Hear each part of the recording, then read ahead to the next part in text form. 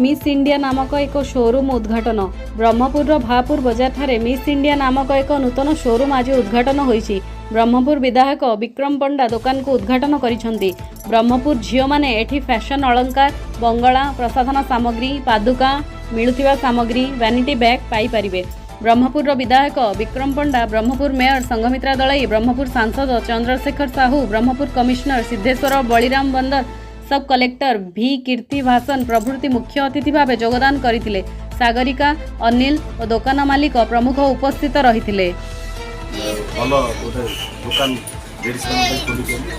सब भेराइटी निश्चित भाव लोक आवश्यकता दुकान लोक जहाँ सब रही निश्चित भाव